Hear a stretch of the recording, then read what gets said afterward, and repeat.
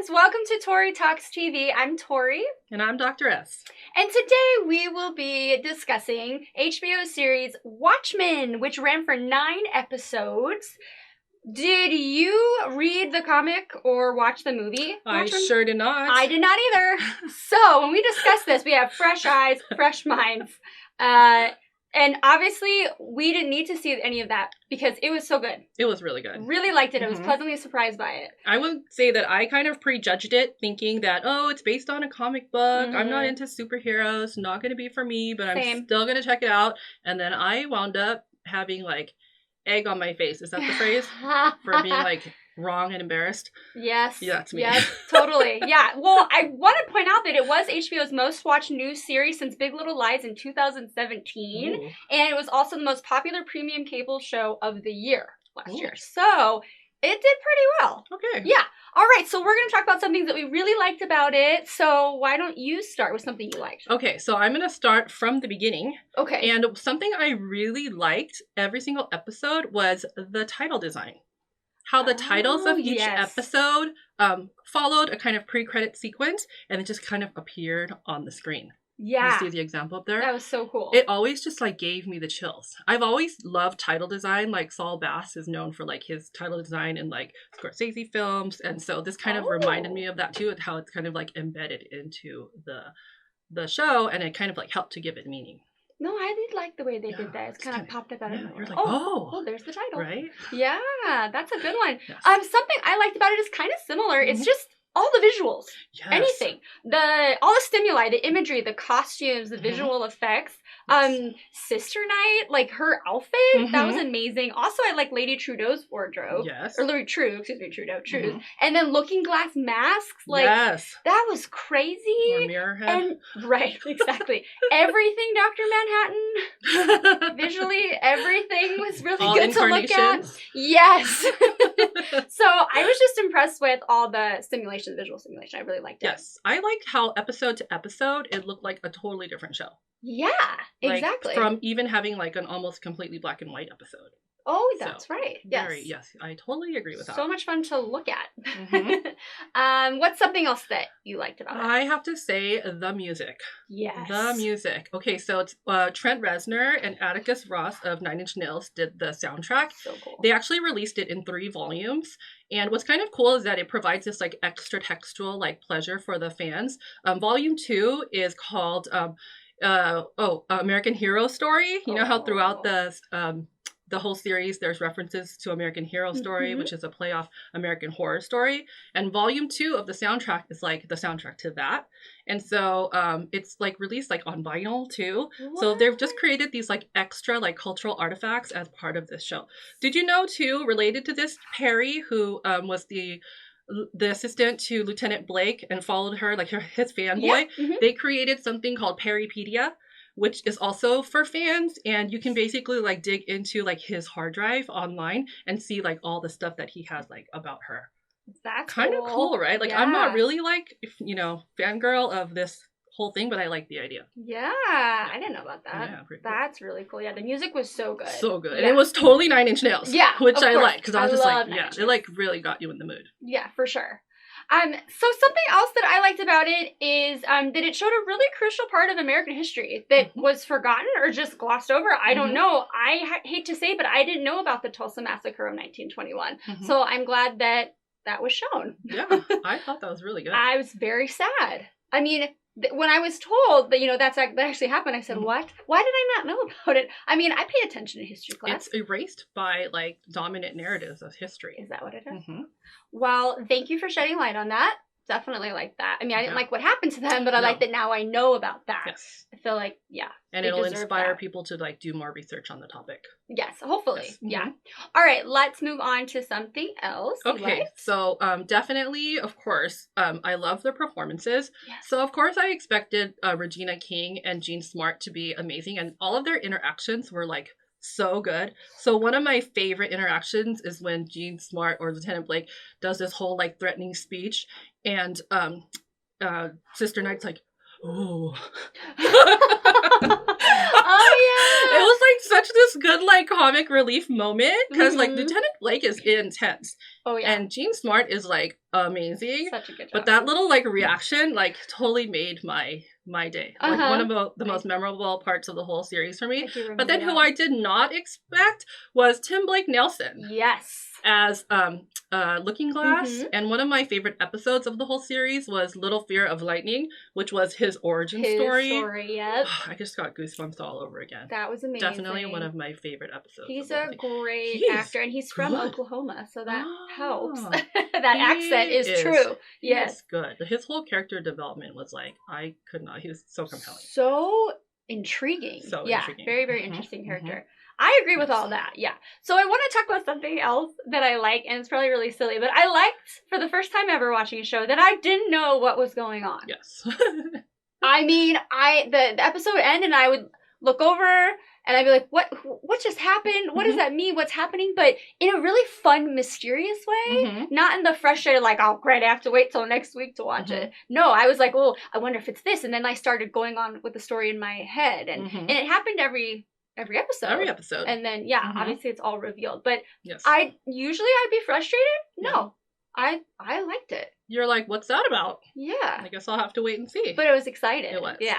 I agree with that. Yeah.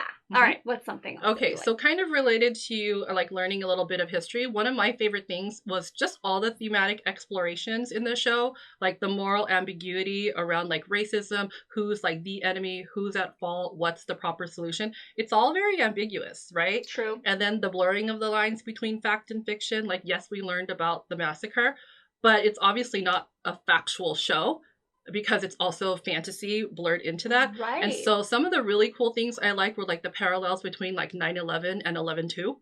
And so you see here, like this is 11/2, like the octopus that was like teleported into New York City to kill 3 million people, which is horrific. Of course. But then the point of it, we find out later, was that it stopped like nuclear holocaust. Oh, yeah. Because then, like, U.S. and Russia were united against this common enemy. So, 3 million people had to die. Yes. You know, to make an omelet, you have to break some eggs. Oh, another egg reference. Right?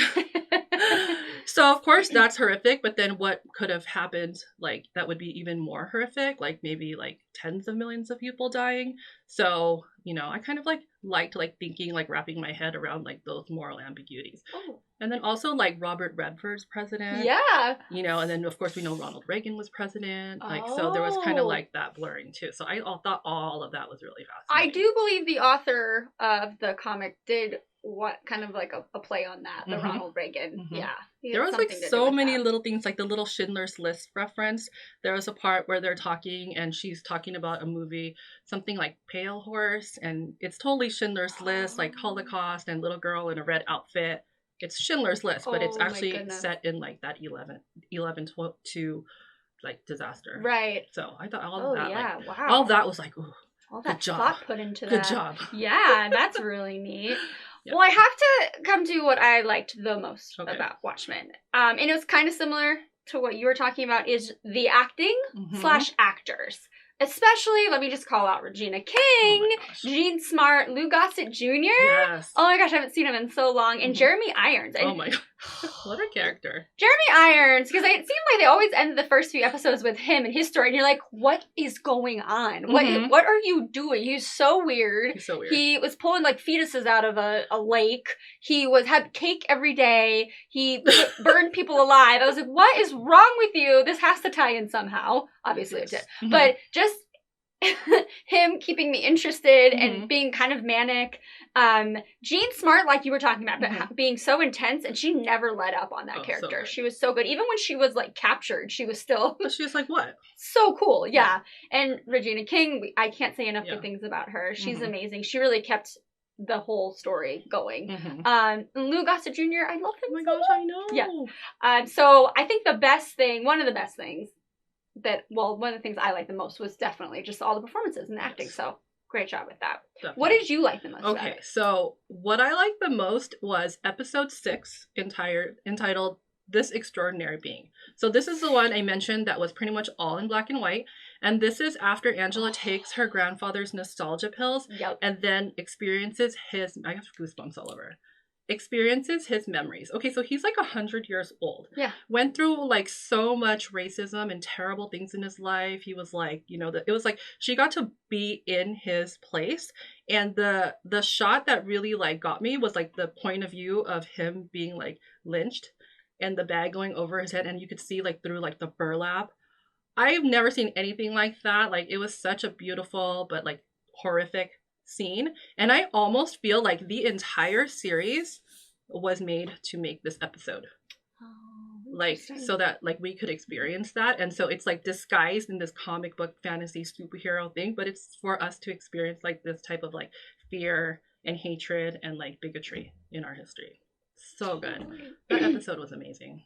Even the way they went back and forth, but it was her grandfather, and then like they would turn the camera around and all of a sudden it's her. So I mean, it was amazing the way it was shot. So and then good. the mirror, and then they would turn, and then it's not her looking at the mirror, it's him. I mean, they went back and forth. It was and you so thought well it was done. going to be her, but it wasn't her. Yeah, like so many times, like exactly. I thought I knew what they were going to show me, and they didn't, and they kept like surprising me. But like, oh, it was just amazing. The piano player, so and I mean, everything was just amazing about that. That is just how many times they went back and forth to different like time compelling. periods. Was so good. Yeah, definitely. Mm-hmm. Oh my gosh, such a good show. Well, let's talk about some things maybe they could have done differently. Okay. Yeah. So what? Do you have All something? right. So one little quibble I have is like I just have a thing about unexplained weirdness. Okay. Okay, Yeah. I'm all about weirdness, you guys. Like, I love weird stuff on TV, but I like it to like later be explained to me. So one example I have is here. Oh. So this whole time we're led to believe that, well, told to believe that Angela's like hooked up to her grandfather. Yes. That makes sense. Yeah. And then she's not. She's hooked up to this elephant. An elephant. Why? Hey, Watchmen people, maybe you can let us know. I don't understand. You didn't explain it to me. I know there's other elephant stuff. Like, I did a little research. There's other elephant stuff in the, like, source material, but it was not explained to me in this show, and so I just don't understand the elephant. And, like, what'd you do to that elephant that is just lying there? I have, like, a PETA concern as well. But so yeah, like was a little there was like I'm all for, like you said, you know, like weird stuff that makes you at the end go like, how's this gonna tie together? And I do have to say, like, by episode 9 things got tied together, but like after episode 6, my favorite, then there was 7 and 8 where I was kind of like, okay, yeah, and then 9, all right, you tied it back together for me, so then I was like, okay, good job. No, I get that. Yeah, but that elephant, I actually forgot about that. because it like it doesn't mean, it was just thrown in there. Doesn't seem to have a point. Didn't really make sense. Yeah. Mm-hmm. All right. Anything else? Maybe. All right. Off your chest? I do have another little thing. Okay.